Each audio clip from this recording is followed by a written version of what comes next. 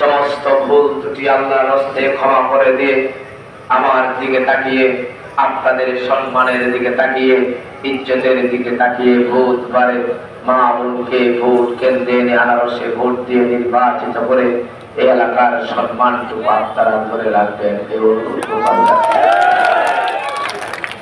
আমার নেতা শামসুল হক সাহেব বলতেন, নির্বাচনের দিন হলো রাজনৈতিক নেতাদের হাসনের ময়দান।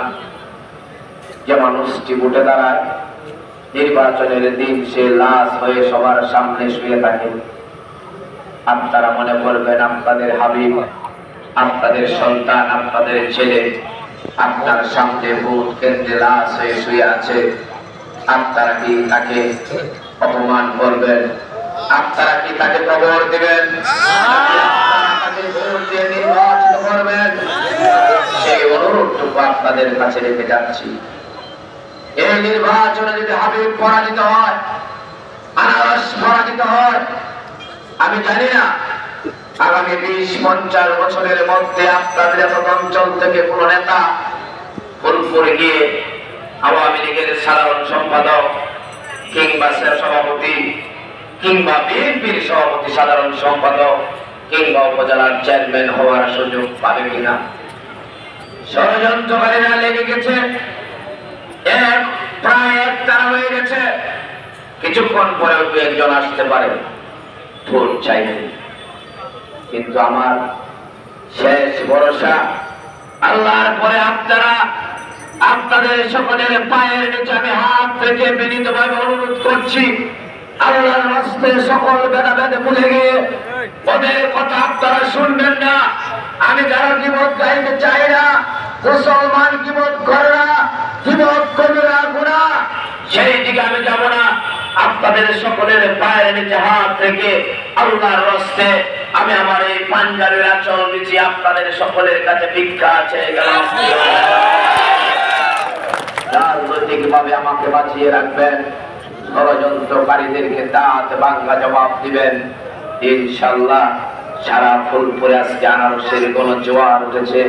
মানুষ পরিবর্তন চায়, মানুষ চায় উন্নয়ন, মানুষ চায় নেশা মুক্ত সমাজ, মানুষ চায় ইফতিজি মুক্ত সমাজ, মানুষ চায় উন্নয়ন, রাস্তাঘাট, ব্রিজ, কালভার্ট, মসজিদ, মাদ্রাসার উন্নয়ন।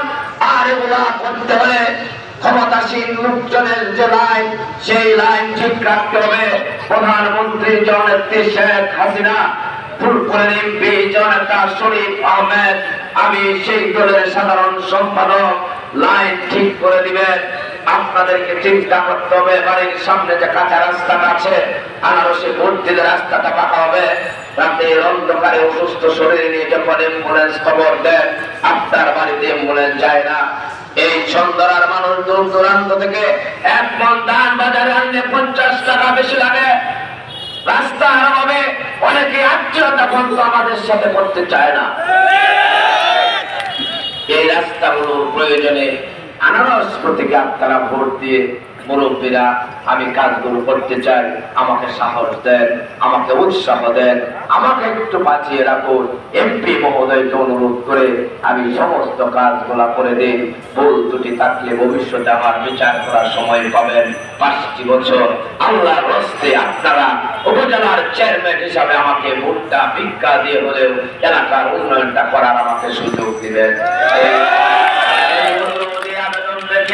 আমি পরিশেষে বলতে চাই, যারা আজকে 5 বছর উপজেলার চেয়ারম্যান করেছে, কি করেছে না করেছে আপনারা জানেন।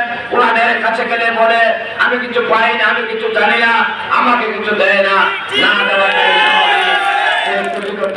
যেহেতু বিগত সময় দেওয়া হয় নাই, ভবিষ্যতে যদি হয় তাহলে কি দেওয়া হবে? আমরা কি সেই সুযোগ দিব? তাহলে ঠকবে আমার ছন্দরাবাসী, ঠকবে আমার ফুলপুর উপজেলার বাসী। দয়া করে এই ভুলটাকে করবেন না। এখনো যারা আনারসের বিরুদ্ধে আছে, বাইরে আছে, তাদেরকে বোঝান, হাতে ধরে পায়ে ধরে বিনতি করে আত্মীয় স্বজন গোষ্ঠী খাওয়া, কারোর সাথে কেউ ঝগড়া করবেন না। বুঝিয়ে শুনিয়ে উন্নয়নের প্রতি তাদেরকে দাবিত করেন। আমার বিশ্বাস এই ছন্দরা ইউনিয়নে শতভাগ মানুষ ভোট কেন্দ্রে উপস্থিত হয়ে শতভাগ কারোর সাথে কোনো ঝগড়া করবেন না। কিছুক্ষণ পরে আরেকটি প্রার্থী আসবে, তারাও মিটিং করবে। আর আজকে আপনারা মিছিল করতে চেয়েছিলেন, মিছিলটা করার দরকার নেই। গরমের দিন সারাদিন মাঠে কাজ করেছেন, ধান বনের কাজ, ছোট্ট বাজার, ছোট্ট ছোট্ট দোকানদার আছে, সব মানুষ সমান না। এখানে অনেক যুবক ভাইয়ের আছে, হয়তো একটু জুড়ে মিছিলটা নিয়ে বাজারে গিয়ে দোকানপাটের ক্ষতি হতে পারে। আমি চাই না আমার ব্যবসায়ী ভাইরা মনে কষ্ট